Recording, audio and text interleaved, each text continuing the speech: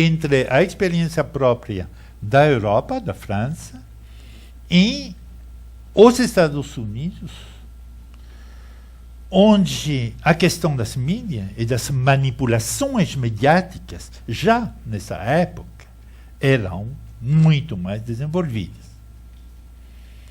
E esse atraso da Europa teve consequências. Eu vou um pouco elaborar agora sobre a importância e como entra nesse jogo, nesse pensamento, o papel das instituições mediáticas.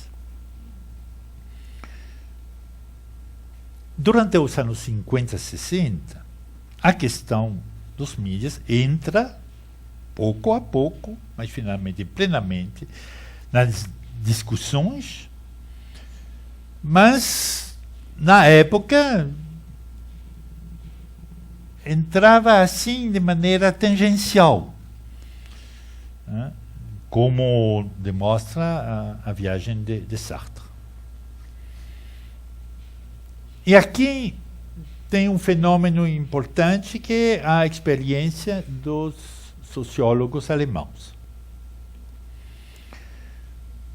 Um dos efeitos colaterais da emergência do nazismo na Alemanha foi de mandar fora boa parte da inteligência alemã, em particular judia.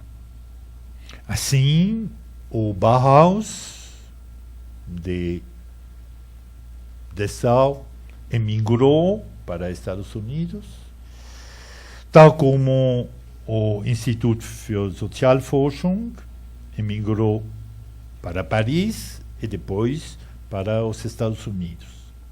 E dentro desse grupo estou falando das três figuras mais importantes. Esses dois aspectos, no entanto, são muito firmemente conectados neste pensamento. E isso é importante porque a experiência americana dos sociólogos alemãos, que depois conformaram a chamada escola crítica, a escola de Frankfurt, como escola crítica, vem como complementar a análise do fenômeno nazista e stalinista. Nesses dois casos, nazismo e stalinismo, a experiência política e social tinha demonstrado que a razão, como capacidade crítica, como recurso contra a loucura do poder, tem revelado as suas fraquezas, a sua incapacidade frente ao poder da manipulação. Isso era já estabelecido. Mas, agora, voltando dos Estados Unidos, Adorno e Horkheimer desenvolvem no livro Dialética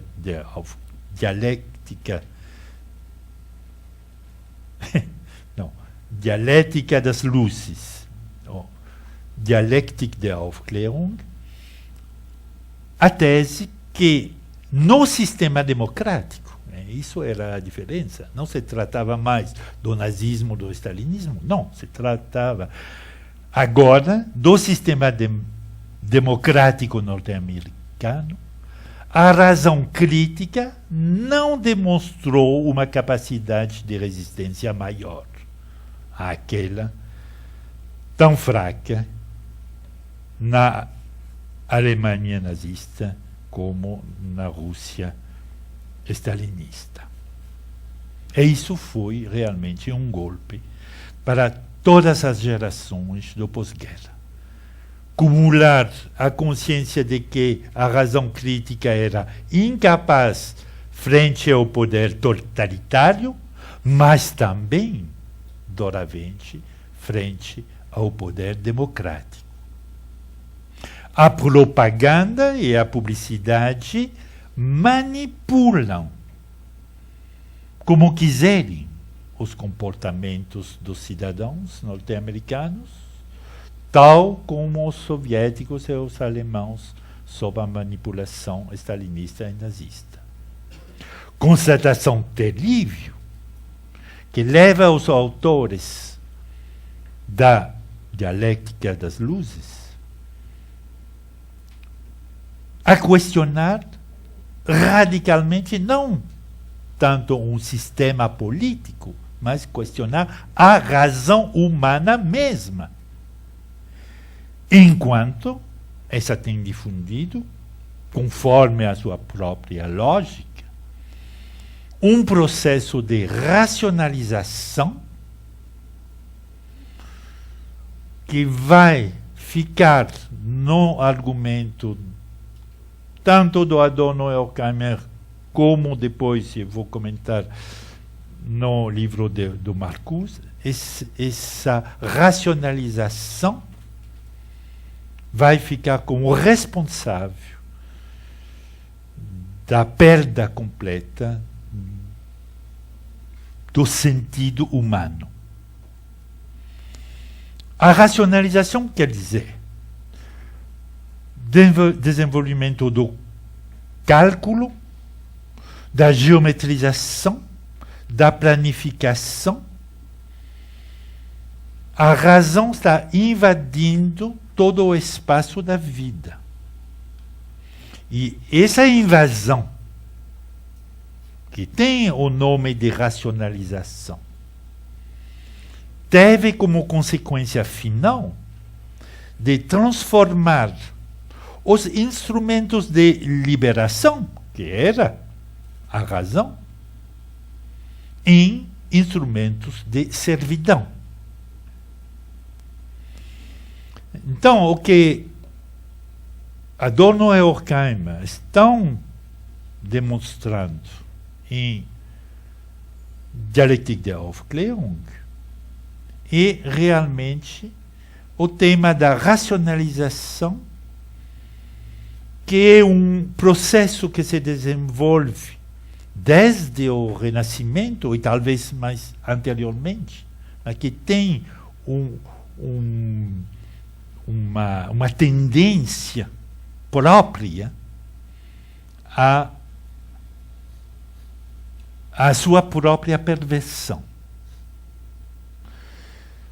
Não, isso é um tema que existe pelo menos a partir do final do século XVIII, como uma resposta alemã ao triunfo da razão na filosofia iluminista francesa do século XVIII. A resposta dos alemãos sempre foi, a partir do final do século XVIII, de que, como um tema romântico, digamos, frente à razão, tinha a natureza. Que a natureza, bom, o homem faz parte da natureza, e a razão está esquecendo algo no seu fantasma de dominar tudo. Esse fantasma da dominação pela razão é um tema que se elabora a partir, digamos, do final do século XVIII. E que está permanentemente reaparecendo na crítica social, crítica filosófica alemã. Não sempre como uma crítica, muitas vezes como um processo de análise das sociedades ocidentais. Por exemplo, Max Weber está analisando o processo de racionalização no trabalho, nas instituições, processo de burocratização, tudo isso é a racionalização burocrática que faz parte do desenvolvimento do capitalismo, da economia moderna, da organização do Estado moderno, etc., etc. Na mesma época, no final do século XIX, tem esse grande sociólogo, o Simmel. O Simmel, no seu livro sobre o dinheiro, das Geld, o dinheiro, um livro maravilhoso, onde ele mesmo, retomando, quase sem citar Marx, ele não entra na discussão com Marx, mas ele analisa como, na sociedade ocidental, o desenvolvimento da economia de troca, não de troca no sentido do valor de troca, sim, perdão, não no sentido do valor de uso, mas sim no sentido do valor de troca, e ele analisa como a economia está racionalizando tudo, os nossos comportamentos, o tempo. Daqui a 5 minutos tenho que fazer uma pequena interrupção. Bom, isso já é uma regularização do tempo, uma racionalização do tempo, é um processo que toca tudo. O Simmel analisa isso de maneira maravilhosa, mas depois tem o Fordismo, o Taylorismo, a divisão, a racionalização do trabalho. Bom, todo esse processo de racionalização demonstra para Adorno e Horkheimer uma orientação perversa da razão mesma. Assim, o sujeito da razão, o sujeito supostamente livre, trabalha, talvez inconscientemente, com a sua própria razão, a sua servidão.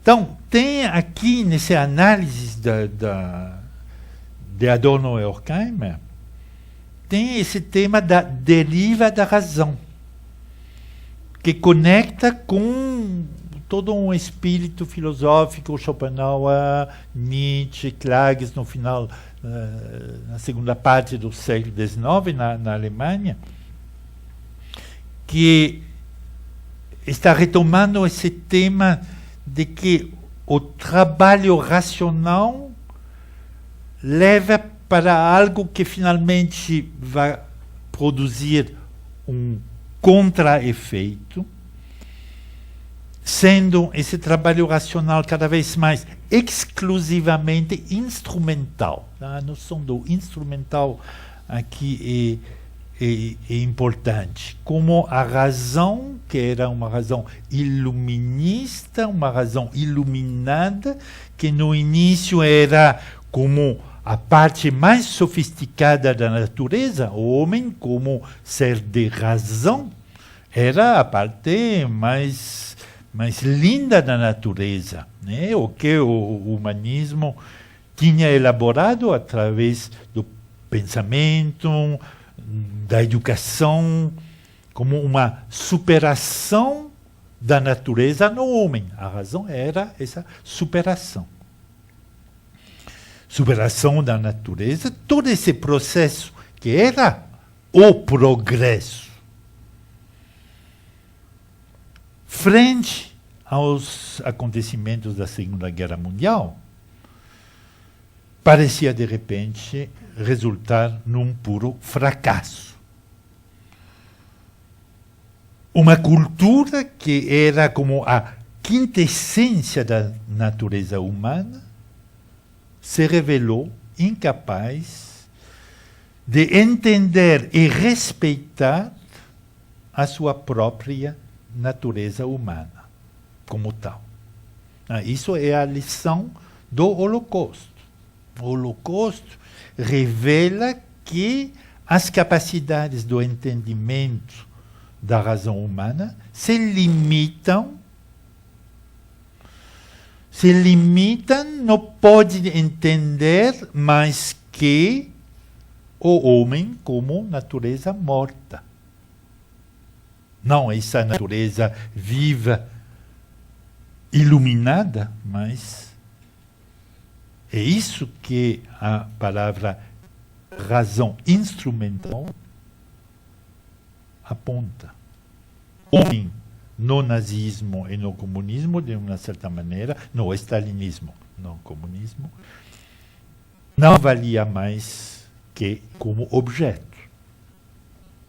Então, essa tendência da razão a deixar, abandonar, perder, esquecer a sua vertente iluminista para se concentrar só na vertente instrumental, essa tendência faz com que essa vertente instrumental, tendência à instrumentalização, invade todo o espaço da sua prática. Finalmente, esse processo da racionalização se transformando numa razão puramente instrumental, no transcurso da sua afirmação e dominação, esquece os próprios princípios originais. Como se tivesse um buraco lá no centro da constituição da razão. A tal ponto que a conclusão de Adorno e Horkheimer se impõe. O desenvolvimento histórico da razão levou para a cegueira da razão instrumental.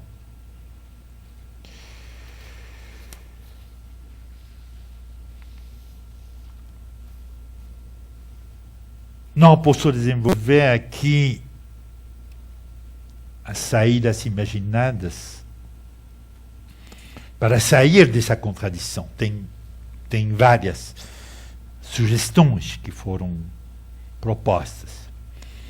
Só em duas palavras para desenhar dois campos. De um lado tem, na linha de Nietzsche, Schopenhauer, Nietzsche, Klages, a ideia de que seria possível reencantar o exercício da razão. Reencantar queria dizer destruir essa natureza estritamente instrumental. É um conceito bastante romântico. Do outro lado, e totalmente oposto, tem a solução. Solução não é uma solução, mas a solução do Adorno na sua dialética negativa, onde ele afirma, totalmente oposto à solução do Klages, afirma a necessidade para a razão de superar essa contradição, né, que a razão destruindo a si mesmo através do seu exercício. Adorno pensa que tem possibilidade de superar, mas só com os seus próprios instrumentos racionais. Então, é mais razão que permitirá de recuperar a razão